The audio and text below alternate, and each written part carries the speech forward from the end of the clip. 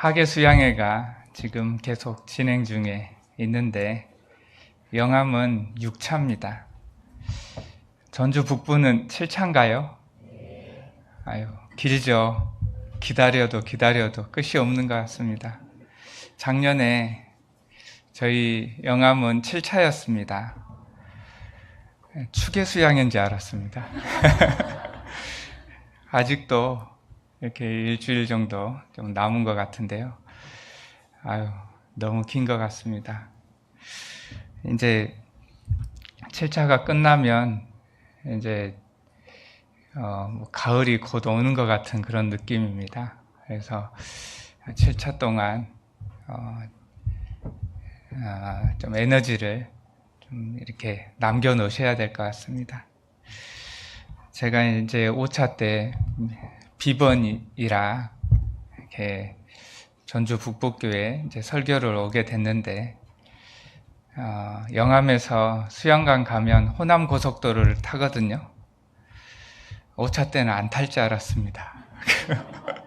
그런데 똑같은 길을 똑같이 올라왔어요.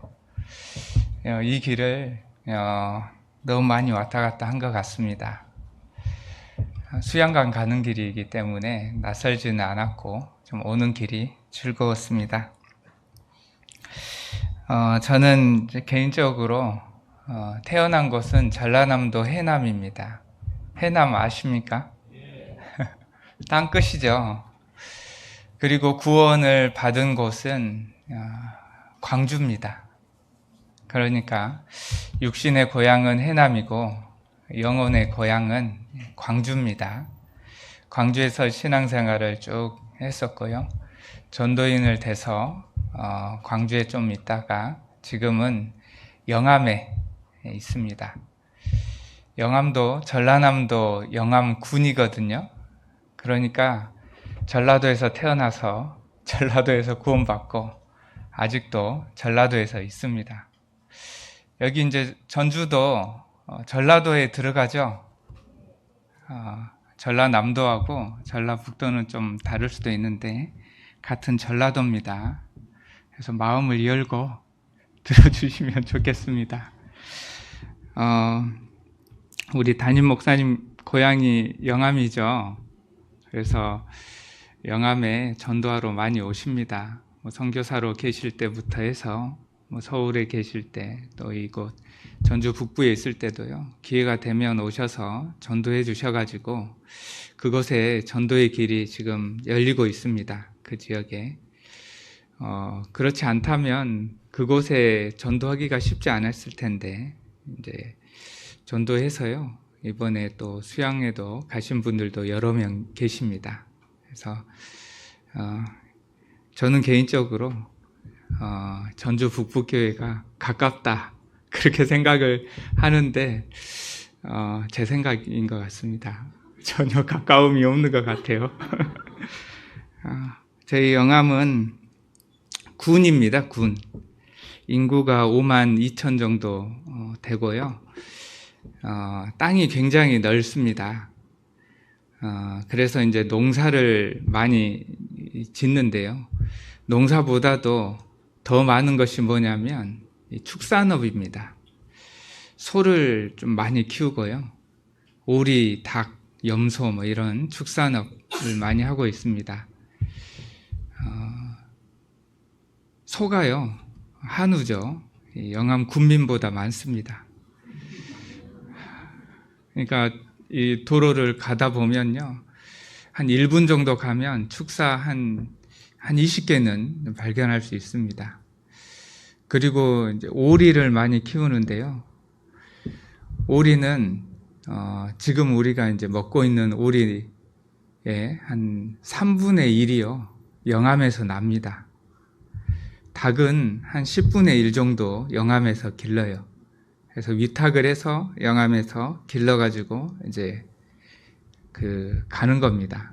그래서 치킨을 먹는다 그러면 10마리 중에 1마리는 영암 겁니다. 그리고 한우 먹을 일이 많이 계실지는 모르겠는데 많이 키우고 있습니다. 혹시나 닭을 드시든가 오리를 드시든가 소를 드시든가 하면요, 영암을 위해서 기도를 해주시면 좋겠습니다.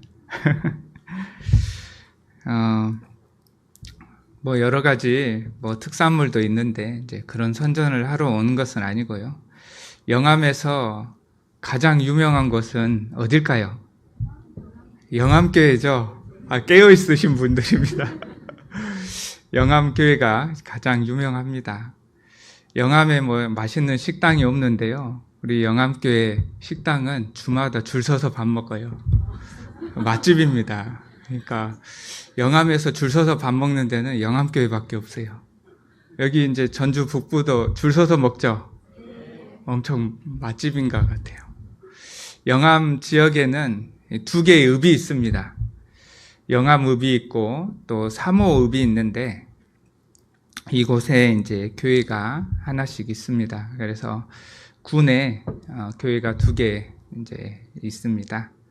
혹시나 영암에 연고가 있으신 분들은 협력해서 같이 전도를 했으면 좋겠습니다.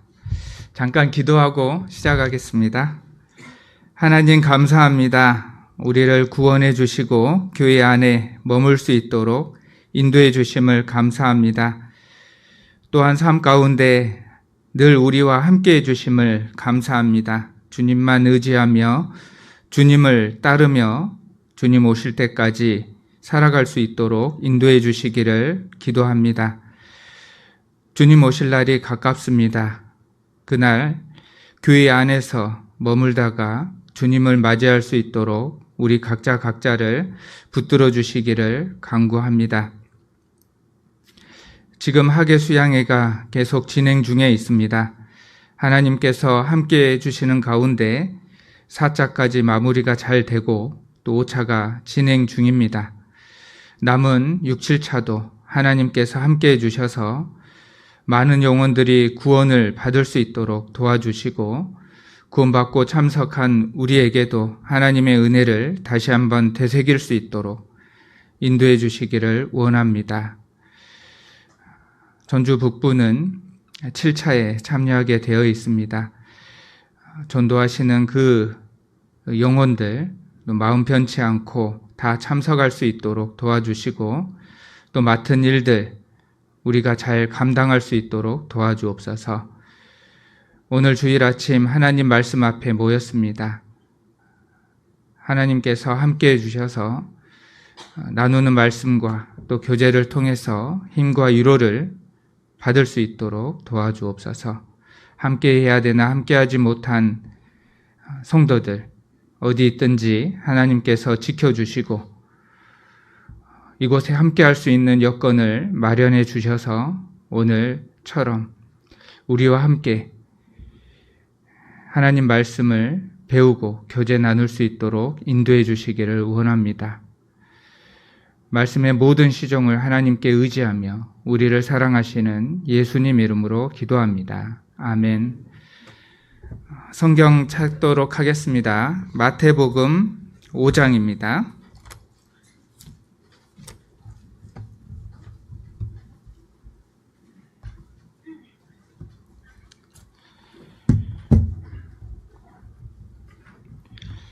마태복음 5장 13절을 보겠습니다.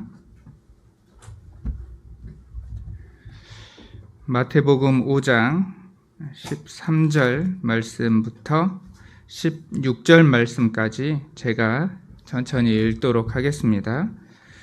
너희는 세상의 소금이니 소금이 만일 그 맛을 잃으면 무엇으로 짜게 하리요?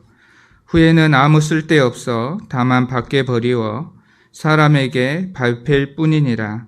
너희는 세상의 빛이라. 산 위에 있는 동네가 숨기우지 못할 것이요 사람이 등불을 켜서 말 아래 두지 아니하고 등경 위에 두나니 이러므로 집안 모든 사람에게 비치느니라. 이같이 너희 빛을 사람 앞에 비치게 하여 저희로 너희 착한 행실을 보고 하늘에 계신 너희 아버지께 영광을 돌리게 하라. 오늘 마태복음 5장 말씀을 통해서 몇 가지 생각을 해보도록 하겠습니다. 13절에 보면 너희는 세상의 소금이니 14절에 보면 너희는 세상의 빛이라 이렇게 말씀을 하고 있습니다. 그러니까 그리스도인이 세상의 빛이고 소금이다 이렇게 말씀을 하고 있는 겁니다. 그래서 오늘 설교 제목을 빛과 소금이다 이렇게 하려고 했는데 좀 밋밋한 것 같아서 좀 바꿨습니다. 이 빛이 있는데 빛이 가려지면 빛의 역할을 다할 수 없겠죠. 그리고 소금이 있는데 그 소금이 맛을 잃으면 그 역할을 할 수가 없는 겁니다. 그래서 가려진 빛과 맛을 잃은 소금이 되면 안 되겠다 이런 생각을 갖고요. 반면교사로 좀 제목을 삼아봤습니다. 가려진 빛과 맛을 잃은 소금이 되면 안 됩니다. 이런 생각을 가지고 오늘 말씀을 살펴보시면 좋을 것 같습니다.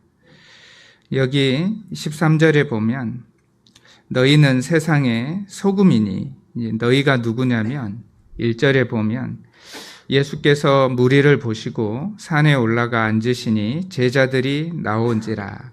그 당시 제자들을 가르치고 있는데 그 당시 제자들 뿐이겠습니까? 그 당시에 제자들 뿐만 아니라 예수님을 따르는 모든 사람들이 되겠죠. 그리고 그 시대부터 그 이후에 구원받은 모든 사람들을 말하고 있을 겁니다. 지금 살아가는 그리스도인들도 이 너희 안에 들어간다고 볼 수가 있습니다. 그리고 여기 전주 북북교회 형제 자매님들도 해당이 되겠죠. 그러니까 너희는 세상의 소금이다. 너희는 세상의 빛이다. 이렇게 말했을 때요. 다른 사람이라고 생각하면 안 됩니다. 나는 소금이고 나는 빛이다. 이렇게 생각을 해야 이 말씀이 내 말씀이 되는 겁니다. 너희 그러니까 이제 너희라고 생각하면요. 이 말씀은 너희 거예요. 내 것은 아닙니다. 그러니까 성경을 볼 때 나에게 하신 말씀이다. 이렇게 생각해 보시면 좋겠습니다. 13절을 다시 보겠습니다. 너희는 세상의 소금이니 소금이 만일 그 맛을 잃으면 무엇으로 짜게 하리요? 후에는 아무 쓸데없어 다만 밖에 버리워 사람에게 밟힐 뿐이니라. 이 소금이 맛을 잃으면 아무 쓸데없고 그 소금은 밖에 버리어 밟힐 뿐이다. 이렇게 말씀을 하고 있습니다. 그 당시에는 맛을 내는 것이 이제 소금이 전부였나 봅니다. 지금은 맛을 내는 것이 많죠. 근데 그 당시에는 소금으로 맛을 냈던 거예요. 근데 소금이 그 맛을 잃으면 소금은 아무 필요가 없는 겁니다. 그래서 쓸데가 없기 때문에 밖에 버리워서 사람들에게 밟힐 뿐입니다. 그래서 맛을 잃은 소금은 쓸데없는 소금이 되고 다만 밖에 버리워 밟히는 그런 소금으로 전락하게 되는데 우리 그리스도인이 맛을 잃으면 그러한 과정을 거쳐서 사람들에게 밟힐 뿐이니라 이 말씀대로요. 아무 쓸데없고 이제 사람들에게 조롱받는 그런 삶을 살아갈 수도 있다는 겁니다. 이 말씀은 구원이 이뤄진다 이런 말씀은 아니고 하나님 앞에 쓸모없는 그런 사람이 된다는 그런 말씀입니다. 14절에 보면 너희는 세상의 빛이라 산 위에 있는 동네가 숨기우지 못할 것이요. 산 위에 동네가 있습니다. 그 동네는 숨길 수가 없겠죠. 밤이나 낮이나 멀리서도 잘 보일 겁니다. 그리스도인이 마찬가지입니다. 누군가 지켜보고 있습니다. 우리 그리스도인들을 숨길 수 없습니다. 우리가 세상에서 살아가고 있잖아요. 누군가 우리를 지켜보고 있어요. 잘하나 보자. 구원받았다고 하는데 구원받은 그리스도인으로서 잘 살아가고 있나 계속 살펴보고 있습니다. 우리 교회에 구원받은 형제님이 계시는데 굉장히 그 마을에서 싫어하는 그런 분이었습니다. 싸우고 술도 많이 마시고 뭔가 불편함을 주는 사람이었는데 어떻게 하다가요 구원을 받은 거예요. 그러니까 이 형제님이요 싸움도 안 하지, 욕도 안 하지, 술도 안 마시지, 담배도 안 피지, 말도 아주 좋게 하죠. 그래서 사람들이요 다 보고 놀랬습니다. 지금도 신방을 가면 그 사람이 그렇게 변할지는 몰랐다 이렇게 말해요. 그런데 그 아들이 있었는데요. 그 아들이 게임에 빠져 있었어요. 밤새도록 게임을 했습니다. 그런데 그 아들에게 전도를 했어요.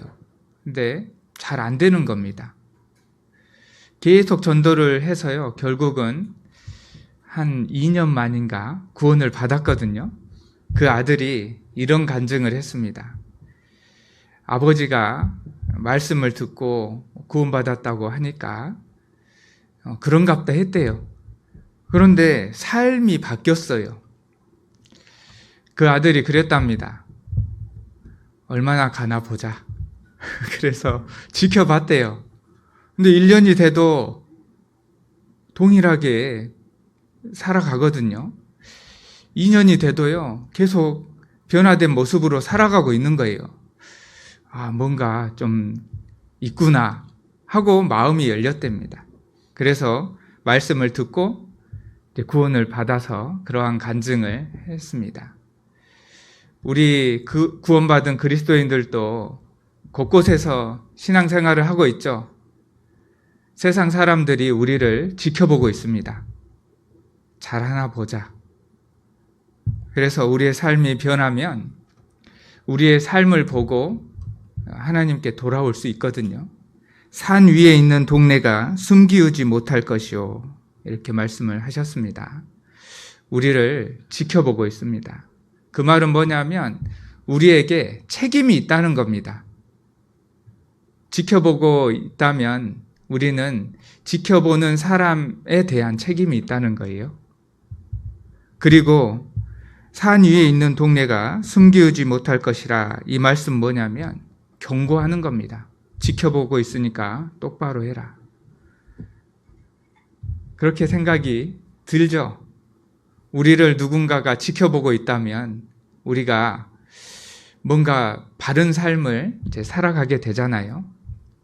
우리는 누군가 우리를 지켜보고 있다는 것을 늘 알아야 됩니다. 15절에 보면 사람이 등불을 켜서 말 아래 두지 아니하고 등경 위에 두나니 이러므로 집안 모든 사람에게 비치느니라. 사람이 등불을 켰으면 말 아래, 그 말은 곡식 재는 그런 단위잖아요. 한 말, 두 말. 그 말 아래 두지 않잖아요. 그 빛이 다 가려집니다. 그 등불을 켜서 등경 위에 둡니다. 그래서 사방으로 퍼져나가게 하거든요. 그래서 사람에게 비치게 해가지고 그 사람으로 뭔가 올바른 행실을 할 수 있도록 하잖아요.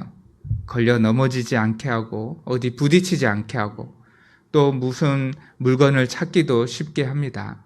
이제 밝혀주는 거죠. 16절에 보면 이같이 너희 빛을 사람 앞에 비추게 하여 저희로 너희 착한 행실을 보고 하늘에 계신 너희 아버지께 영광을 돌리게 하라. 이 빛을 발해야 되는데, 빛을 사람 앞에 비추게 해야 되는데 그 빛이 뭐냐면 착한 행실을 보고 그랬죠. 우리의 착한 행실이 빛이라는 겁니다. 그래서 우리의 착한 행실을 사방에 비춰야 됩니다. 더 멀리, 더 넓게, 더 선명하게 비춰야 된다. 이런 말씀을 하고 계시는 겁니다. 착한 것은요, 어느 정도 착함을 말하냐면 여기 16절 끝부분에 너희 착한 행실을 보고 하늘에 계신 너희 아버지께 영광을 돌리게 하라. 이렇게 말씀을 하셨잖아요. 그러니까 우리의 착한 행실을 보고 하나님께 영광을 돌릴 수 있을 만큼의 착한 행실입니다. 세상 사람들도 착한 사람 많이 있습니다. 그 세상 사람들보다 조금 나은 삶을 말하는 게 아니에요. 우리의 착한 행실을 보고 하늘에 계신 하나님께 영광을 돌릴 수 있도록 압도적인 그런 착한 행실을 보여야 된다는 거예요. 우리는 세상 사람보다 좀 더 나은 그런 삶을 가지고 전도하기가 쉽지 않습니다. 저 사람은 달라. 저 사람은 그리스도인임을 느낄 수 있도록 압도적인 착한 행실이 필요하다는 겁니다. 그래서 우리의 그 착한 행실이 온 사방에 퍼졌으면 좋겠다. 그런 생각을 갖습니다. 그리스도인을 세상의 빛이다, 세상의 소금이다 이렇게 말씀을 하셨는데, 먼저는 이 그리스도인은 빛과 소금이라는 것을 알아야 됩니다. 이것은 우리의 정체성이라 말할 수 있습니다. 정체성은 나는 누구냐라는 거잖아요. 너 정체가 뭐냐? 저는 그리스도인입니다. 그리스도인은 빛과 소금입니다. 그러니까 나는 빛이고 소금이다라는 겁니다. 구원받은 사람은 이미 빛이고 소금입니다. 그런데 세상에서는 뭐라고 말하냐면 빛과 소금의 역할을 잘 하면요, 빛과 소금이 된대요. 이 말이 좀 안 맞는 겁니다. 예를 들면 이런 거예요. 너희가 하나님의 자녀답게 잘 살았을 때 그제야 하나님의 자녀가 된다, 이렇게 가르치는 거예요. 이건 잘못된 겁니다. 너희가 교회도 잘 나가고 교회에서 직분도 받고 헌금도 잘하고 교회에서 열심히 살면 그제야 하나님의 자녀가 돼서 천국에 간다, 이렇게 말하고 있는 거예요. 세상에서는 그러한 패턴을 말을 하는데요, 그게 아니죠. 하나님의 자녀가 된 사람이 하나님의 자녀답게 살아가는 겁니다. 구원받은 사람은 이미 빛과 소금이에요. 그래서 빛의 역할을 하고 소금의 역할을 하라는 겁니다. 아들이 없는 왕이 거지를 왕자로 삼았습니다. 거지가 왕자가 되는 것은 왕의 은혜로 단번에 되는 거죠. 그리고 왕자의 삶을 살아가는 겁니다. 점점점 변화되는 거예요. 거지가요, 아무리 왕자 흉내를 낸다고 해서요, 왕자가 됩니까? 왕자 인척해도요, 왕자가 안 돼요. 왕자가 되는 것은 왕의 은혜로 단번에 되는 겁니다. 그리고 그 신분이 바뀐 그 사람이 왕자답게 살아가는 것, 그게 이제 상태가 변해가는 겁니다. 신분 변화가 된 사람이 상태가 변화가 되는 거예요. 우리가 구원받은 것은 하나님의 은혜로 단번에 되는 겁니다. 그 하나님의 자녀로 신분이 바뀐 사람이 그리스도인이고 구원받은 사람이잖아요. 그 사람이 그리스도인답게 이제 살아가는 겁니다. 우리는 세상의 빛이고 세상의 소금입니다. 그러니까 그것을 알아야 된다는 거예요. 그게 우리의 정체입니다. 그래서 우리가 빛을 발하고 맛을 내야 된다는 겁니다. 에베소서 5장 8절에 너희가 전에는 어둠이더니 이제는 주 안에서 빛이라, 빛의 자녀들처럼 행하라. 빛의 자녀들처럼 행하면 그제야 빛의 자녀가 되는 게 아닙니다. 빛의 자녀이기 때문에 빛의 자녀답게 살아라, 이렇게 말씀을 하고 있는 겁니다. 너희는 세상의 소금이다. 너희는 세상의 빛이다. 이 말씀을요, 우리의 정체성이다 생각하고 잘 새겨야 됩니다. 여기 이제 세상에 또 세상의 소금이다, 세상의 빛이다 이렇게 말씀을 하셨으니까 먼저는요, 구원받지 않는 사람 앞에서 우리가 빛과 소금이 돼야 됩니다. 그런데 교회 안에서 오래 신앙생활을 하다 보면요, 교회 안에서만 빛과 소금이 되려고 하는 분들이 혹 있습니다. 그래서 교회 안에서는 잘 살아요. 그런데 교회 밖에서는 주눅 들어가지고 전도도 잘 못하고 그리스도인이라 밝히지도 못하고 담대함이 없이 그렇게 살아가는 분들이 혹 있습니다. 저도요, 학생 때 구원 받아가지고 학창시절을 교회 안에서 보냈습니다. 그리고 세상에 이렇게 나가니까요, 이론하고요 틀리더라고요. 이론적으로는 안 됩니다. 그렇게 해야 되는데 그렇게 잘 안 돼요. 교회 안에서 살아남는 법만 좀 배웠던 겁니다. 그런데 너희는 세상의 소금이고 너희는 세상의 빛이다 이렇게 말씀을 하셨으니까 우리가 먼저는 세상에서 빛과 소금이 돼야 됩니다. 물론 교회 안에서도 빛과 소금의 역할을 해야 되는데 오늘은 세상에 우리가 그리스도인으로서 빛과 소금이 된다는 것을 좀 말씀을 드리고자 합니다. 먼저는 이 소금에 대해서 좀 말씀을 드리도록 하겠습니다. 이 세상에서 가치 있는 금이 3가지 있답니다. 뭘까요? 황금, 소금, 그 다음에 지금. 야, 이런 금이 있어 하고요, 이제 남편이 듣고요, 아내한테 문자를 보냈답니다. 세상에서 가치 있는 금이 3개 있대. 아내가 뭐라고 보냈냐면 지금, 현금, 입금 이렇게 보냈다. 굉장히 실망해가지고요, 남편이 출금 그렇게 보냈답니다. 소금도 중요하고요, 지금도 중요하죠. 오늘은 이제 소금. 그 당시에는 뭐 소금이 굉장히 중요했나 봅니다. 5장 13절에 보면 너희는 세상의 소금이니 소금이 만일 그 맛을 잃으면 무엇으로 짜게 하려? 후에는 쓸데없어 다만 밖에 버리워 사람에게 밟힐 뿐이니라. 이 소금은 가장 중요한 역할이 맛을 내는 겁니다.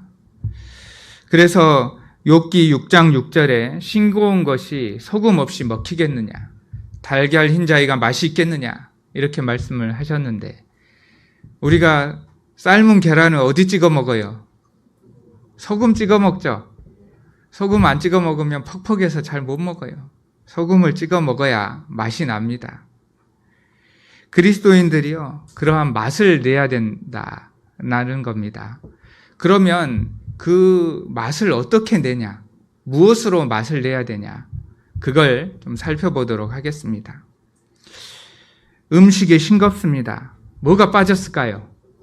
소금이 빠졌죠. 그래서 국을 끓여요. 뭔가 싱겁습니다. 그러면 소금을 뿌리죠. 그래서 맛을 냅니다. 이 세상은 싱겁습니다. 퍽퍽해요. 수고와 슬픔뿐입니다. 허무합니다. 살기 싫어요. 낙이 없습니다. 뭐가 빠졌을까요? 제가 기대하는 답은 복음이었습니다. 소금을 넣으면 즐겁게 됩니까? 뭔가 허무함이 없어집니까? 이 소금을 넣으면 맛이 나는 것처럼요, 그 곳에 복음이 딱 들어가면요, 기쁨이 있고 즐거움이 있습니다. 낙이 있어요. 허무한 게 아니라 뭔가 채워집니다. 죽기 싫어요. 왜 그러냐면 전도할 사람 많거든요. 뭔가 상급을 쌓아야 되거든요. 그래서 좀 더 살고 싶습니다. 복음이 들어가야 맛이 납니다. 그 복음을 누가 전할까요? 그리스도인들이 전하는 겁니다. 그리스도인이 복음을 전하지 않으면 그 맛이 없는 사람이에요. 그리스도인이 복음을 전해야 됩니다. 그리스도인이 복음을 전하지 않으면 누가 전하겠냐 이겁니다. 여기 말씀에 보면 13절에 소금이 만일 그 맛을 잃으면 무엇으로 짜게 하리요? 소금 아니고는 맛을 낼 수 없다는 겁니다. 그 당시에는. 마찬가지로 그리스도인이 복음을 전하지 않으면 그리스도인이 쓸데가 있습니까? 복음을 전해야 그리스도인이 제맛을 낼 수 있는 겁니다. 소금밖에 없어요. 그리스도인이 복음을 전하지 않으면 나뿐만 아니라요, 우리 교회도 존재 이유가 없는 겁니다. 그리스도인이 복음을 전해야 됩니다. 다른 사람들이 복음을 전해준다면 우리는 좀 뒷짐지고 있어도 되겠죠. 근데 그게 아닙니다. 우리만 할 수 있는 일입니다. 수자원공사에서 이러한 캠페인 홍보 영상을 만들었습니다. 쌀이 부족하면 밀이 대신할 수 있습니다. 화력이 부족하면 풍력이 대신할 수 있습니다. 차에 기름이 부족하면 전기로 대신할 수 있습니다. 물이 부족하면 물을 대신할 수 있는 것은 물밖에 없습니다. 그리스도인을 대신할 수 있는 사람은 그리스도인밖에 없습니다. 누가 대신할 수 있겠습니까? 전주 북부에 담당하고 있는 지역이 있을 겁니다. 그 지역에 있는 교회들 많죠? 밤에 보십시오. 십자가 엄청 많습니다. 그 교회들이 복음을 전해준다면 우리는 좀 쉬어도 되겠죠? 그런데 우리만 복음을 전할 수 있다는 거예요. 아무리 찾아봐도 복음을 전하는 교회가 드뭅니다. 많이 있었으면 좋겠는데 그렇지 않아요.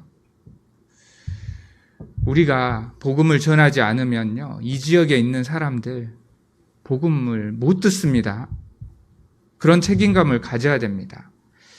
내가 다니고 있는 직장에 나 말고 다른 사람이 있다면 나는 좀 쉬어도 돼요. 내가 살고 있는 지역에 나 말고 다른 사람이 복음을 잘 전하고 있으면 나는 좀 쉬어도 될 겁니다. 내 가족, 내 친척 중에요, 구원받은 사람이 많이 있다면 나는 좀 손을 놔도 되겠죠. 그런데 나밖에 없다는 거예요. 내가 복음을 전하지 않으면 내 직장에, 내 마을에, 내가 살고 있는 지역에 내 가족, 내 친척들이 구원받을 수 없다는 거예요. 나를 대신할 수 있는 사람은 없습니다. 그리스도인을 대신할 수 있는 사람이 없어요. 내가 복음을 전해야 됩니다. 우리는 복음을 전할 수 있는 최후의 보루라고 생각을 하시면 됩니다. 그리고 소금은요, 골고루 퍼져야 맛을 낼 수 있죠. 국통이 있는데요, 소금이 한 곳에만 딱 뭉쳐 있으면 어떻게 될까요? 거기는 엄청 짜겠죠. 이 반대편은 엄청 싱거울 겁니다. 소금은 두루두루 퍼져야 맛을 낼 수 있습니다. 식당에서 소금을 이렇게 뿌립니까? 이렇게 뿌립니까? 이렇게 뿌리고 한번 젓죠. 또 이렇게 또 뿌리죠. 왜 그러냐면 골고루 퍼지라고. 그래서 맛을 전반적으로 다 내라, 이런 생각에 그렇게 뿌리는 겁니다. 복음은 한 곳에만 전하면 안 됩니다. 흩어져서 복음을 전해야 됩니다. 그래서 사도 바울은 가는 곳마다 복음을 전했습니다. 자기 고향은 이스라엘입니다. 이스라엘만 복음을 전하지 않았죠. 사도행전 1장 8절 말씀대로 예루살렘과 유대와 사마리아와 땅끝까지, 사도 바울은 소아시아, 지금 튀르키예, 그리고 그리스, 로마까지 복음을 전했잖아요. 그 당시에요, 그리스도인들이 한 곳에 모여서 복음을 전했습니다. 그러니까 하나님께서 핍박을 줬어요. 그래서 사도행전 8장 4절에 그 흩어진 사람들이 두루 다니며 복음 말씀을 전할세, 이렇게 되어 있습니다. 그러니까 하나님이 그 핍박이라는 이제 도구를, 수단을 통해서 그리스도인들을 흩어지게 한 겁니다. 그래서 복음을 전하게 했거든요. 우리가 흩어져서 복음을 두루두루 전해야 됩니다. 그리스도인들이 한 곳에 모여 살면 좋겠죠. 한 직장에서 같이 직장 생활하면 좋겠죠. 그러면은 뭐 마음 상할 일도 없을 것 같아요. 그런데 복음은 누가 전하냐 이거예요. 직장도 다양하면 좋습니다. 사는 지역도 다양하면 좋아요. 우리가 맡은 지역, 그 곳에 복음을 전하려면요, 그곳에 살아야 될 필요도 있습니다. 어떤 분은요, 그곳에 복음을 전하기 위해서 직장은 멀리 있는데 그곳에 가서 사는 사람도 있습니다. 그곳에 복음을 전하기 위해서. 우리는 두루두루 다니며 복음을 전해야 됩니다. 신명기 11장 24절에 너희의 발바닥으로 밟는 곳을 너희에게 주리니 다 너희 소유가 되리니, 이렇게 말씀을 하셨습니다. 우리가 발바닥으로 밟는 곳, 우리 소유가 되는 겁니다. 우리 발바닥에 잉크가 묻혀져 있다고 생각을 해보십시오. 그 히트맵을 본다면요, 어느 정도 찍혀 있을까요? 우리 전주 북부가 감당하는 지역에 어느 정도 잉크가 묻혀져 있을까요? 까매야 되지 않겠습니까? 아직도 전도 못한 곳이 많아요. 한번 지도를 펴고 한번 봐보십시오. 여기는 복음이 들어갔을까? 이 마을은 복음이 들어갔을까? 우리가 복음의 지경을 더 넓혀야 됩니다. 로마서 10장 15절에 아름답도다, 좋은 소식을 전하는 자들의 입이여 함과 같으니라, 이렇게 되어 있습니까? 뭡니까? 발이죠, 발. 발이 가야 됩니다, 발이. 어떤 사람들은 내 가족만 전도하면 됐지, 뭐 친척들 전도해, 아직 가족도 전도가 다 안 됐는데. 어떤 분은 내 친척이나 전도해야지, 뭐 직장 사람들은 다른 사람이 하겠지. 직장도 전도해야 됩니다. 어떤 사람은 직장 정도, 내가 지금 사는 지역은 또 다른 전도의 기회가 열리겠지, 뭐 나 말고 누가 하겠지, 이렇게 생각하면 안 됩니다. 복음의 지경을 넓혀야 됩니다. 어떤 사람은 우리나라나 전도하면 되지, 뭐 알지도 못하는 그 나라 사람들 전도해야 돼, 이렇게 생각하는 분도 있어요. 그런데 복음의 지경을 넓혀야 됩니다. 우리 마음도 마찬가지입니다. 내가 미워하는 사람이 있어요. 그 사람은 뭐 지금도 미운데 천국에 같이 가면 거기서도 어떻게 살아? 그 미운데 지금 여기 같이 얼굴 보는 것도 힘든데 천국에서 영원히 같이 봐야 되니 전도하면 안 되죠. 그런 좁은 마음을 품으면 안 됩니다. 미운 사람도 전도해야죠. 나에게 손해를 끼치는 그 사람도 전도해야죠. 복음을 들어야 될 사람들이요, 많이 있습니다. 내 스스로 제한하면 안 된다는 겁니다. 우리의 복음의 지경을 넓혀야 돼요. 더 흩어져서 복음을 전해야 됩니다. 그리고 소금은 녹아야 맛을 낼 수 있죠. 소금이 만일 녹지 않으면 맛을 못 냅니다. 덩어리째 그대로 있습니다. 맛을 내려면 그 음식 속에 다 스며들어야 되죠. 그래야 맛을 낼 수 있습니다. 음식에 다 스며들었어요. 다 녹았습니다. 그러면 이제 국을 이렇게 헤집어 보면 소금을 찾을 수 있어요, 없어요? 못 찾습니다. 아유, 소금이 다 없어졌네. 소금이 다 이제 없어졌으니까 그걸로 끝인가? 그런 생각 들 수도 있죠. 그런데 맛으로 드러납니다. 이 소금이 녹는다는 것은 수고와 희생을 말하고 있습니다. 우리가 교회 안에서도 수고와 희생을 많이 하죠. 복음을 전할 때도 수고와 희생을 많이 합니다. 그러면 수고와 희생을 하고 난 다음에 돌아보면 남는 게 없어 보이죠. 그런데 다 없어졌을까요? 아닙니다. 하나님은 다 기억하십니다. 교회 안에 수고와 희생을 했다면 교회가 성장을 했습니다. 그리고 내 신앙도 자랐을 겁니다. 전도하는 데 수고와 희생을 했다면요, 뭔가 남아있을 거예요. 헛되지 않습니다. 고린도전서 15장 58절에 보면 이는 너희 수고가 주 안에서 헛되지 않은 줄 알미니라. 헛되지 않습니다. 주 안에서 하는 모든 일들은 헛되지 않습니다.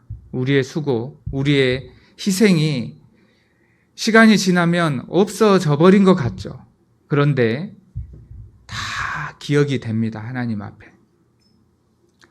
소금이 국통에서 다 녹아서 없어진 것처럼 보이지만 맛으로 드러나는 거잖아요. 그런 것처럼 우리와 우리의 수고와 희생이 다 남습니다. 헛되지 않습니다. 그런데 그 소금이 맛을 잃으면 어떻게 되냐면 이제 아무 쓸데없고 다만 밖에 버리워 사람들에게 밟힐 뿐이다. 이렇게 말씀을 하고 있습니다. 그러니까 우리가 수고와 희생으로 복음을 전하고 또 교회 안에서 헌신하는 그 삶이 우리의 맛인데 그 맛을 내지 않으면 안 된다는 거예요. 쓸데없다라는 겁니다. 그래서 그리스도인은 우리가 이 소금이니까 그 맛을 잘 내야 된다는 겁니다. 그리고 14절에 보면 너희는 세상의 빛이라 이렇게 말씀을 하셨습니다. 우리가 이 세상의 빛입니다. 빛은 가려지면 안 되고 빛을 발해야 됩니다. 우리가 이 빛의 역할을 잘 감당을 하는 것은 우리의 역할이다 할 수가 있습니다. 시편 89편 37절에 보면 찾지는 않겠습니다. 또 궁창의 확실한 증인 달같이 영원히 경고케 되리라 하셨도다. 이 달을 말하고 있는데 이 달이 증인의 역할을 한다는 겁니다.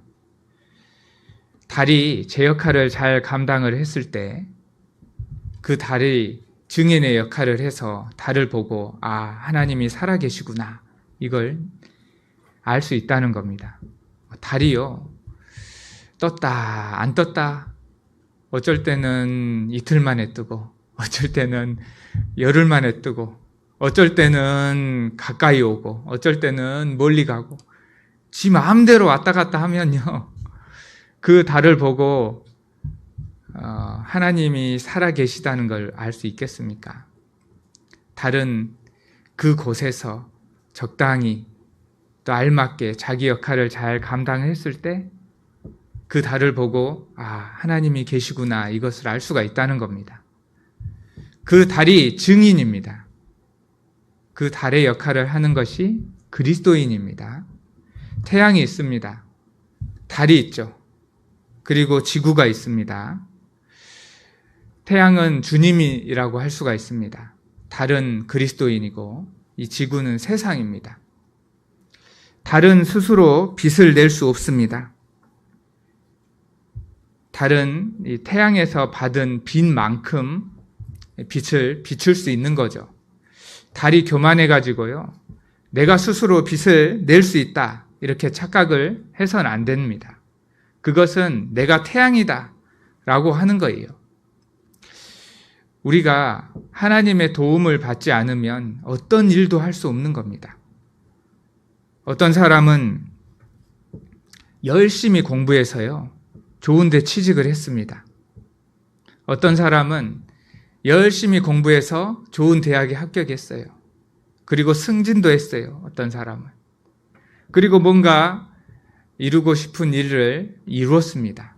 물론 자기가 노력했죠. 자기 능력이 반영이 될 수도 있습니다. 그런데 우리는 그럼에도 불구하고 하나님이 도와주셔서 이렇게 했다. 이렇게 간증을 해야 됩니다. 왜 그러냐면 실제로 하나님께서 해주셨거든요. 하나님이 그렇게 해주지 않으시면 할 수 없었던 겁니다. 내가 잘해서 그렇게 된 게 아닙니다. 나 잘났다. 이렇게 생각을 해서는 안 되는 겁니다. 마치 태양의 빛을 받아서 빛을 발하고 있는데 빛을 좀 발했다고 내가 빛을 낸다 착각을 하는 사람과 같다는 겁니다. 어떤 동네에 닭이 있었습니다. 그 닭이 꽃기요 하니까요. 태양이 떴답니다. 이 닭이요 착각을 했어요. 아, 내가 우니까 태양이 뜨는구나. 그 다음 날도 꽃기요 하니까 태양이 뜨는 거예요. 야, 이제 확실하다. 나는 태양을 부르는 닭이구나. 그리고 자신감이 넘쳐가지고요. 꽃기요 계속 크게 외치는 겁니다. 주인이 보니까요 시끄럽거든요. 그래가지고 닭 주둥이를요 이렇게 묶었답니다. 그러면 울어요, 못 울어요? 못 울어요. 닭이 뭐라고 하냐면 내일 태양이 뜨나 봐라. 내일 딱 왔는데 태양이 떠요, 안 떠요? 떠요. 그 다음 날은 안 뜨겠지. 떠요, 안 떠요? 떠요. 그래서 닭이요 깨달았대요. 아, 태양이 뜨니까 내가 꽃기요 하는구나. 그렇게 깨닫고요 조용하고 아주 겸손한 닭이 됐답니다. 아름다운 이야기입니다. 혹시나 북부교회에요 그런 닭이 있는 것은 아니죠? 뭔가 되는 것처럼 하나님이 도와주신 거는 기억지 않고 내가 뭔가 했다, 나 잘났다 이렇게 생각을 하는 사람이 있는가 모르겠습니다. 우리는 하나님의 도우심을 받아서 뭔가 할 수 있는 겁니다. 마치 태양의 빛을 받아서 달이 빛을 내는 것처럼요. 그래서 태양의 역할을 우리가 넘봐서는 안 되는 겁니다. 그리고 반대로 지구라고 생각해서도 안 됩니다. 지구는 이제 세상을 말한다고 말씀을 드렸죠. 그리스도인인데요. 세상 사람들처럼 살아서는 또 안 됩니다. 이 달이요. 지구와 너무 가까이 가면 어떻게 됩니까? 이 민물, 썰물이요. 산 꼭대기까지 왔다 갔다 하겠죠. 그래서 생명체가 살아갈 수 없습니다. 더 멀리 있으면 어떻게 될까요? 바다가 썩어요. 민물, 썰물이 없기 때문에. 그래서 생명체가 살아갈 수 없습니다. 적당한 거리에 있어야 생명체가 살 수 있는 거예요. 우리 그리스도인이요. 세상과 너무 가까이 해도 안 됩니다. 그러면 세상에 빠질 수가 있어요. 세상과 너무 멀어져서도 안 돼요. 왜 그러냐면 전도가 안 돼요. 우리가 만약에 어디 기도원에 가서 우리끼리 살면요. 멀리 떨어져 있어서 죄는 덜 지을 수 있죠. 그런데 전도는 누가 합니까? 적당한 거리에서 세상에 있으면서요. 전도를 해야 됩니다. 우리 이제 영암에 보면요. 뭔가 협회들이 많아요. 오리협회, 닭협회, 한우협회. 취미 좋아하시는 분은 배드민턴협회, 축구협회, 탁구협회, 여러 가지 많이 있습니다. 근데 우리 성도들이 성실하잖아요. 그러면 뭔가 역할을 해주기를 바래요. 그런데요, 그 회장을 한 사람이 있거든요. 그곳에 너무 깊숙이 들어가니까요. 교재를 잘 못 나오더라고. 그러니까요. 너무 깊이 들어가서도 안 돼요. 어떤 분은요. 이제 우리는 이제 그 축산업 종사하신 분들이 많아요. 그래서 가족들이 그 농장을 운영을 많이 합니다. 그래서 일주일 동안요, 사람을 못 만나요. 가족끼리만 봅니다. 왜냐하면 나갈 일이 없어요. 전도를 해야 되잖아요. 그래서 어떤 분은요, 뭐 귀촌협회 이런 데를 들어가 가지고 사람들을 만나서 전도하는 분이 많습니다. 그래서 많이 건져내거든요. 그러니까 적당한 거리에서 적당한 사람들을 만나면서 전도를 해야지. 그분도 또 귀촌협회 장을 해버리면 어떻게 될까요? 그러면 이제 교회도 잘 못 나옵니다. 물론 이제 전도를 잘 할 수도 있겠지만, 그래서 적당한 거리에서 이렇게 전도를 해야 된다. 이 달의 역할이 바로 우리 그리스도인의 역할이 되는 겁니다. 적당한 거리에서 거리를 유지하면서 전도를 하는 그런 모습.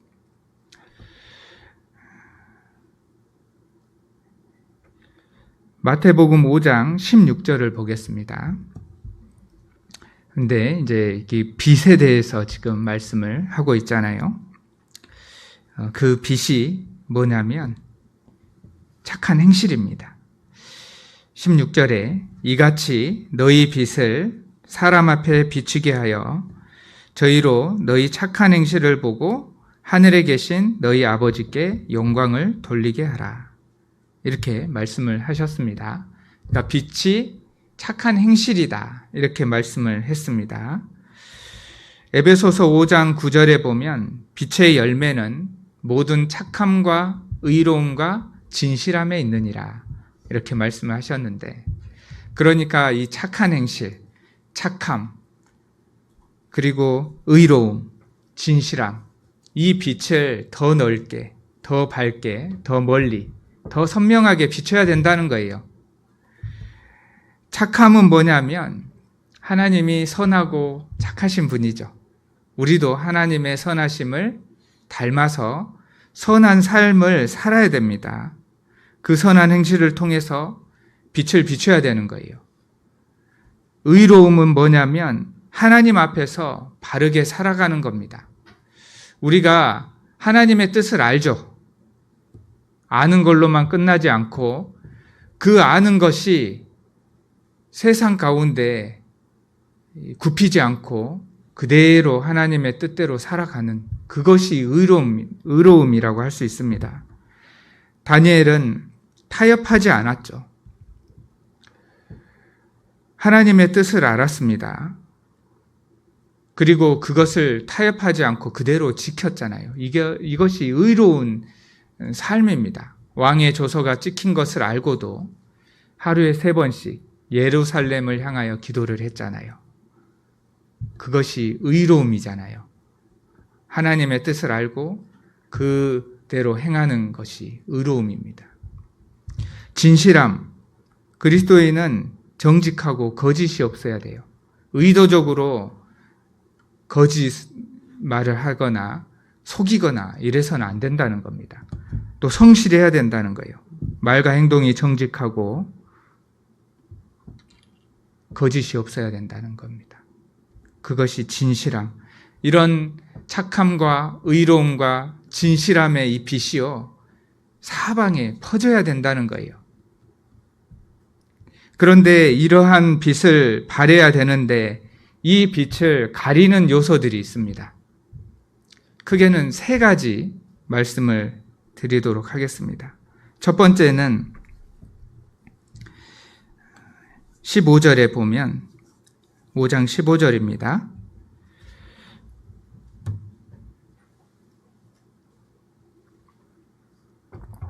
사람이 등불을 켜서 말 아래 두지 아니하고 등경 위에 두나니. 이 말입니다. 말. 빛을 발해야 되는데 말 때문에 이 말에 가려서요, 빛을 발하지 못하는 겁니다. 이 말은 뭐냐면 곡식을 재는 단입니다. 그러니까 이 말 아래 둔다, 이 말은 뭐냐면 먹고 사는 문제 때문에 빛이 가려진다는 거예요.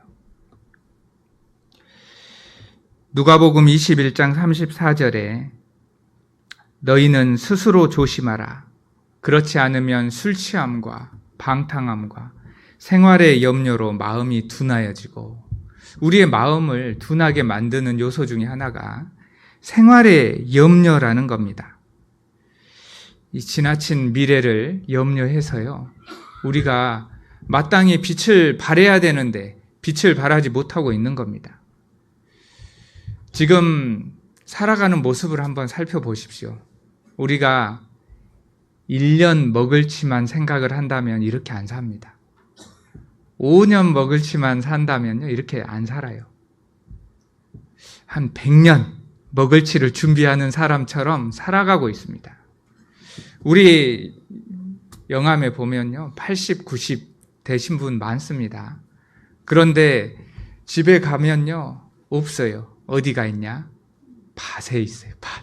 90세 되신 분도 밭일해요. 그분이 집이 없는 것도 아닙니다. 땅이 없는 것도 아니에요. 돈이 없는 것도 아니에요. 돈 많습니다. 왜 이래요? 그냥 쓰면 되지. 그분은 100년 먹을치를 준비하고 있는 거예요. 100년. 앞으로 아들, 손자, 증손 뭐 먹을지까지 걱정하면서 살아가는 거예요. 자기 먹을 거 자기가 먹고 그런다면요, 그렇게 안 살아요. 우리 한국은요, 또 우리는 너무 많은 것을 염려하고 준비하고 살아갑니다. 그것 때문에 빛이 가려진다는 거예요. 마태복음 24장 38절 39절에 보면 노아의 홍수 때 사람들이 왜 방주에 안 탔냐, 그것을 말하고 있는데, 저희가 먹고 마시고 장가 들고 시집 가고 있으면서 그랬다 그랬습니다. 이게 뭔 죄입니까? 그런데 39절에 깨달지 못했다는 거예요. 먹고 마시고 장가 가고 시집 가고 있으면서도 뭔가 깨달음이 있어야죠.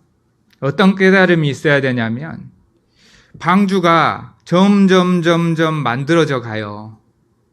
그러면 이제 물심판이 곧 오겠구나, 깨달음이 있어야 되죠. 방주가 다 지어졌어요.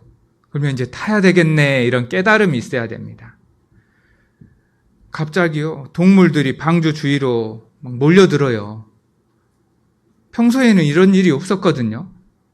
뭔가 깨달음이 있어야 되잖아요. 아, 타야 되겠다. 우리도 마찬가지입니다. 우리가 먹고 마시고 장가가고 시집가고 있습니다.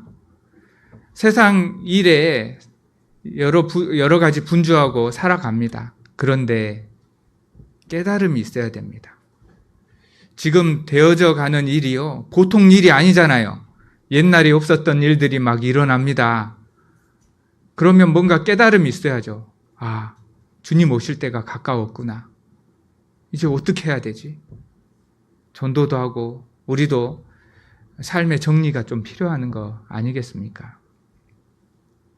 잠언 10장 5절에 여름에 거두는 자는 지혜로운 아들이나 추수 때 자는 자는 부끄러움을 끼치는 아들이니라.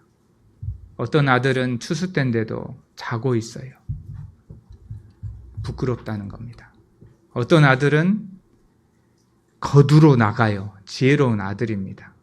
지금은 추수 때입니다. 추수 때 자면 안 돼요. 놀더라도요, 추수 때는 깨어서 거둬야 됩니다. 지금은 추수 때인지 알아야 되는 거예요. 먹고 마시고 장가가고 시집가고 있다고 할지라도요, 뭔가 깨달음이 있어야 된다는 겁니다. 지금이 어느 때인지. 지금 마지막 때고 주님 오실 때가 된 겁니다. 그런데도 불구하고 이 말에 가려서, 먹고 사는 문제에 가려서 빛을 발하지 못하고 있어요. 여러 가지 말이 있을 수 있습니다. 어떤 사람은 돈, 조금만 더 모아야 됩니다. 어떤 사람은 재산, 성공, 명예, 조금만 하면 승진할 것 같아요. 조금만 하면 합격할 것 같아요. 그 다음에 교회에 나올게요. 그러다가요, 주님 만납니다. 어떤 사람은 자녀 교육, 애는 좋은 대학은 보내고 이렇게 교회 나가야 되지 않겠습니까? 좀 더 벌어야 되니까 교육은 해야죠. 그래서 당분간 교회 못 나오겠습니다. 어떤 사람은 세상의 즐거움입니다. 세상 친구들, 또 과도한 취미. 어떤 분은요, 우리도 그러는데 어디 가셨어요? 주일에 안 보이시던데요. 낚시 갔어요, 낚시. 영혼을 낚아야 되는데 어디 민어 낚시하러 갔어요. 과도한 취미, 또 스포츠, TV, 유튜브, 게임 이런 것들에 가려가지고 우리의 빛을 발하지 못한다니까요. 그 말을 걷어내야 됩니다. 그 말. 그리고 두 번째는 누가복음 8장은 찾아보겠습니다. 뒤로 좀 넘겨보시면 누가복음 8장입니다.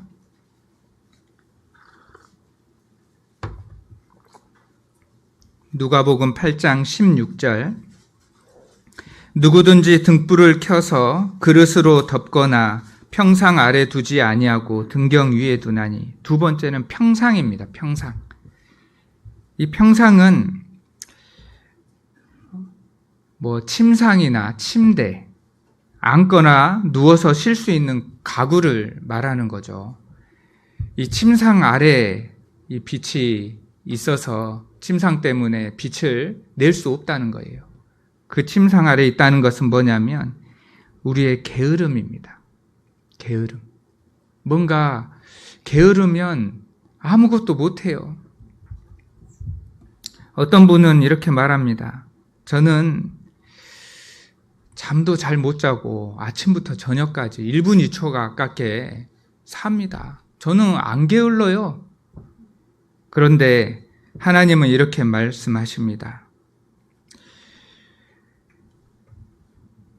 로마서 12장 11절. 부지런하여 게으르지 말고 열심을 품고 주를 섬기라. 부, 개, 열주 아시죠? 주님의 일에 부지런하지 않으면요, 게으른 거예요. 내가 말씀에, 기도에, 교제에, 전도에 부지런했냐? 그걸 보시는 거지. 우리가 어른들은 학생 때나 늦잠 자지 어른 돼서 늦잠 자본 기억이 있습니까? 저도 학생 때나 늦잠 자지 늦잠은 잘 시간도 없어요. 그러면 부지런한 겁니까? 아닙니다. 주님의 일에 부지런해야 된다는 거예요. 우리가 주의 일에 게으르지 않냐, 이걸 생각을 해봐야 됩니다. 그러면 침상 아래 빛이 가려진 꼴이 된다는 거예요. 잠언 19장 15절에 게으름이 사람으로 깊이 잠들게 하나니. 이 게으름이요, 사람을 잠들게 해요. 잠언 26장 14절에 문짝이 돌적이, 이 경첩입니다. 돌적이를 따라 도는 것 같이 게으른 자는 침상에서 구우느니라. 거기 왔다 갔다 하는 거예요. 개미와 배짱이 얘기하시죠? 개미는 여름 동안에 열심히 부지런히 일해서요, 겨울에 먹을 것을 준비했잖아요. 근데 배짱이는 준비고 뭐고 없습니다. 맨날 노래 부르고 놀고, 이제 추워지니까 먹을 것이 없어서 개미한테 이렇게 빌었잖아요. 그 이야기를 들으면 우리도 개미처럼 부지런해야 되겠다, 이런 생각을 가지죠. 그런데 요즘은 세상이 거꾸로 돌아가가지고요, 개미는 일을 많이 해서 골병 들어서 죽었고 배짱이는 음반내 갖고 성공했답니다. 그래서 잘 살았대요. 세상이 거꾸로 돌아가가지고. 근데 부지런하라는 그런 교훈을 좀 받자는 거잖아요, 그 예화는. 우리가 또 뭐가 게으른 거냐면 실천하지 않는 그런 신앙도요, 게으른 겁니다. 야고보서 1장을 한번 보겠습니다. 야고보서입니다. 히브리서, 야고보서.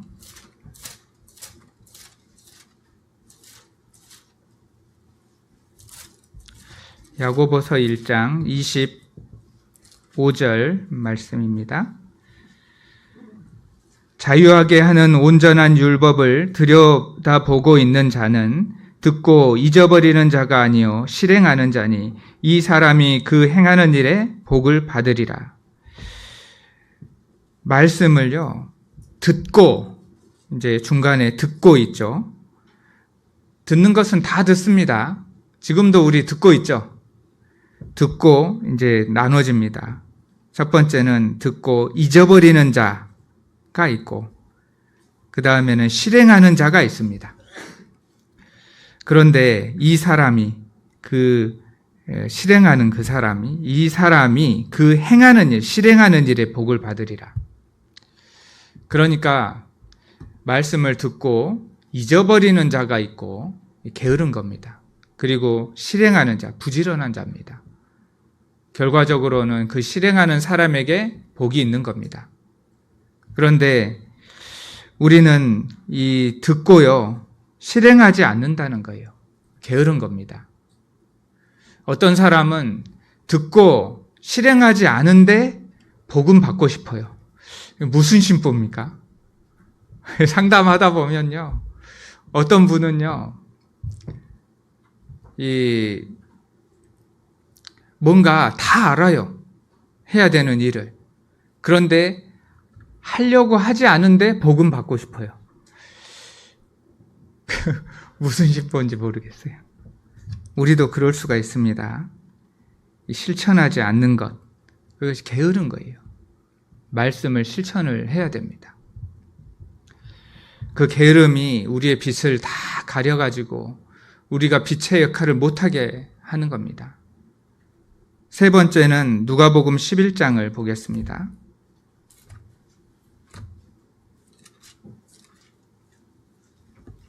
누가복음 11장 33절입니다. 누가복음 11장 33절. 누구든지 등불을 켜서 움속에나 말 아래 두지 아니하고 등경 위에 두나니, 여기 이제 세 번째는 속에 둔다, 이렇게 말씀을 했습니다. 은 깊은 구덩이, 지하실 어두운 동굴을 말하고 있습니다. 숨겨진 곳, 어두운 장소, 숨겨지고 감춰지고 비밀스러운 그런 죄들이 있을 수 있습니다. 그 죄들이 빛을 가려요. 한두 가지씩은 있을 겁니다.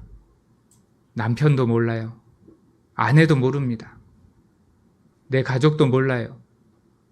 교회 성도들도 잘 몰라요. 그 숨겨진 죄. 그것이 우리의 빛을 가립니다. 욥기 11장 11절에 하나님은 허망한 사람을 아시나니 악한 일은 상관치 아니하는 듯 하나 다 보시느니라. 하나님 앞에서도 숨길 수 있을 것 같습니까? 다 드러납니다. 열왕기하 5장에 보면 아람 장군 나아만이 문둥병에 걸려서 엘리사를 찾아왔죠. 고쳐줬습니다. 무료로. 근데 그 종 게하시가요, 뭐 좀 받아야 될 것 같아요. 그래서 쫓아갔잖아요. 그래서 은 2달란트와 2벌 옷을 받았습니다. 그래서 숨겨뒀어요. 아무도 몰라요. 근데 그게 모르고 끝난 것이 아니라 들통이 났잖아요. 그래가지고 그 문둥병이 게하시에게 들었습니다. 결국은 죄가 드러난다니까요. 고양이하고 개가요, 화투를 쳤답니다. 상상만 해도 이제 재밌는 일인데. 그런데 고양이가 항상 따요. 개는 항상 잃어. 그날도요, 개가 다 잃었어요. 그래가지고 고양이한테 말합니다. 너는 왜 계속 따고 나는 계속 잃냐? 그러니까 고양이가 비밀을 밝혔습니다. 너는 좋은 패가 나오면 꼬리를 흔들잖아. 개가요, 꼬리를 흔들어요. 그러면은, 아, 좋은 패 나왔구나. 나는 죽어. 꼬리를 안 흔들어요. 너 딱 걸렸다. 해가지고 다 따는 겁니다. 하나님 앞에요. 꼬리 흔드는 거 다 보입니다, 우리의 죄가요, 다 드러납니다. 신앙생활을 오래 하신 분들이 이런 죄가 혹 있을 수도 있습니다. 신앙생활을 오래 하다 보면요, 다 알아요. 이것쯤은 하는 생각이 듭니다. 우리 영암에도요, 구원받은 지 20년이 된 어르신이 있습니다. 이제 자매 어르신이 찾아왔어요. 형제가 밥 먹을 때 기도를 안 한대요. 20년 동안. 그래가지고 이제 왜 그러니 했더니요, 처음에는 기도를 했겠죠. 이제 한두 번 안 하다 보니까요, 이제 안 하는 게 익숙해진 겁니다. 20년 동안 안 하는 거예요. 말씀 때 기도하고 밥 먹으라고 얼마나 얘기를 했겠습니까? 그런데 그 어르신은 다른 사람 얘기겠지. 나하고는 상관없어. 그러니까 신앙생활을 오래 하다 보니까요, 나름대로의 기준이 딱 생긴 겁니다. 말씀은 이 정도까지. 교제는 이 정도는 안 나가도 되고, 이 정도는 나가야지. 전도는 이 정도까지. 봉사는 이 정도까지. 이런 게 이제 있다는 겁니다. 그런데요, 그것뿐만 아니라 뭔가 숨겨진 죄도 있을 수 있습니다. 어떤 집사님이 사극 드라마를 좋아한답니다. 토요일 밤 늦게까지요, 사극 드라마 보다가 왔어요. 주일날 기도를 시켰습니다. 집사님이 이렇게 기도했대요. 주여 통촉하여 주시옵소서. 주여 죽여 주시옵소서. 기도를 듣는 사람들은, 아, 우리 집사님 사극 드라마 좋아하시는구나. 다 알죠? 본인은 이제 모를 수도 있어요. 근데 듣는 사람은 압니다. 제가 예전에 아파트에 살 때요, 이제 엘리베이터 타고 가잖아요. 열렸습니다. 이제 타고 있는 사람이 제가 탄지 몰랐는가 봐요. 깜짝 놀래가지고요, 욕을 하더라니까요. 저한테 말고 그냥 일상적으로 나오는 용 있잖아요. 제가요, 탔어요. 여성분이었는데 이제 구석에 가서 가만히 있더라고. 창피해서. 그 사람은요, 평소에 이 욕이 뱄어요. 갑작스럽게 나온 겁니다. 들통이 난 거죠. 제가 있으면서, 아유, 욕쟁이 구나. 근데 같은 상황에 문이 또 열린 적이 있어요. 그 안에 있는 분이요, 여성분이었는데 안녕하세요 인사를 하더라고. 어떤 사람은 욕하고 어떤 사람은 인사하고, 그 삶이 다 드러나는 겁니다. 우리 삶 가운데요, 내가 숨겨놓고 아무도 모르겠지 이렇게 생각하는 것도 습관적인 게 있다면요, 그게 다 드러납니다. 우리 형제 자매님들이 다 알아요. 마음이 넓어서 못 본 척 해준 겁니다. 그걸 이제 없애야 됩니다. 그 속에 숨겨지고 비밀스러운 그 속에 감춰진 그 죄를요, 이제 없애야 되는 거예요. 자는 사람은 깨울 수 있어도 자는 척하는 사람은 깨울 수 없다는 말이 있습니다. 그러니까 자는 사람은 깨우면 일어나죠.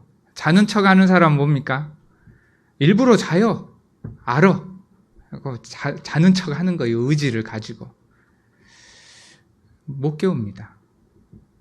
알고도 행치 않는 사람, 어떻게 할 방법이 없어요.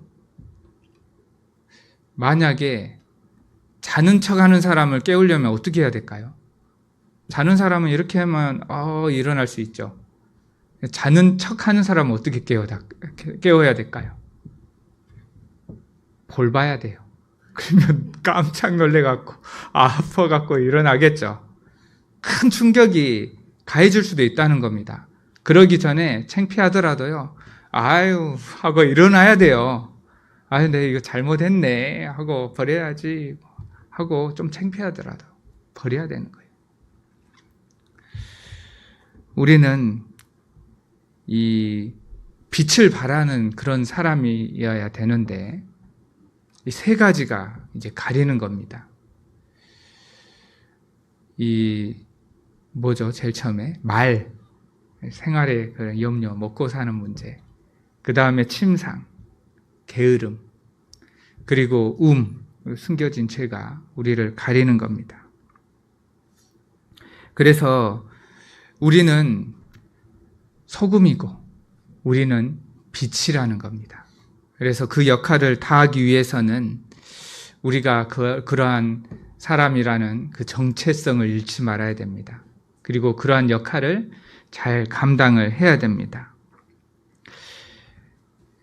마태복음 5장 말씀을 살펴봤는데 1절부터 12절까지 내용을 보면 팔복에 관한 말씀입니다. 이러한 사람 복이 있다. 이러한 사람 복이 있다. 복이 있다. 그리고 이 말씀을 하시거든요. 그 말은 뭐냐면 우리가 소금과 빛의 역할을 잘 감당했을 때 동일하게 복이 있다는 겁니다.